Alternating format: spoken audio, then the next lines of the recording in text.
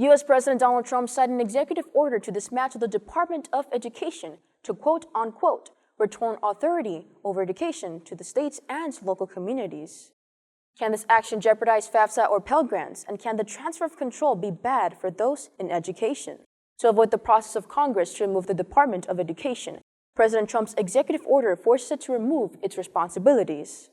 This means the department will no longer handle student loans and will transfer its duties to another organization.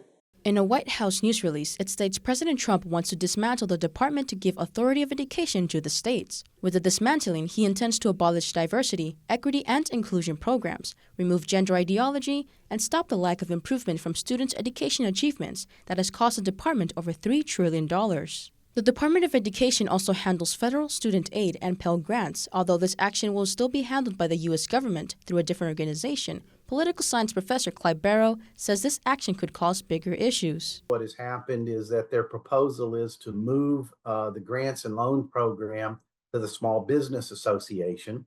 So theoretically, it will continue, but you're moving it to an agency that has no experience with student loans or with higher education. They're not familiar with any of the laws or policies that govern those programs. Barrow adds that because the government wants to devolve education to the states, it will create inconsistencies because each state has different values and policies. Two students at UTRGV shared contrasting opinions about Trump signing the executive order. Anthropology senior Bex Herrera says that the decision will cause harm to communities and create financial worries for students. Many students are worried about the loans and how they're being affected and the grants that are being affected right now, and also just how the Department of Education just holds a lot of importance in our education system. It just takes away from one of our biggest resources that we have as students here. However, graphic design junior Jacob Jaramillo says he agrees with the president on transferring more power to the states. I think that's a good idea,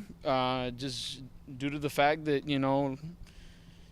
states have more of that, freedom, to kind of do their own thing instead of following what the government, might be trying to impose. I think states should have more, free will. I mean, we already do, but, in more areas. KVAQ-TV contacted 3 UTRGV programs funded by the Department of Education that help students at the university, such as Gear Up, Upward Bound, and CAMP, that could potentially be affected by the executive order. Audrey responded that they are monitoring the activity in Washington and there is no current changes that will affect the programs and will continue to provide support towards students. UTRGV Vice President of Marketing and Communications Patrick Gonzalez also responded, stating, and I quote, "We have not been informed of any plans to eliminate Pell Grants. If anything changes in the future, we will communicate directly to keep students informed." The Department of Education has initiated forced work reduction to 50% of employees, leaving many on administrative leave as for mid-March to comply with Trump's order and ensure resources are given back to students, teachers, and parents. Although it will be dismantled, funding for students and higher education, public schools, and special needs will still be able to receive financial aid through a different organization or agency.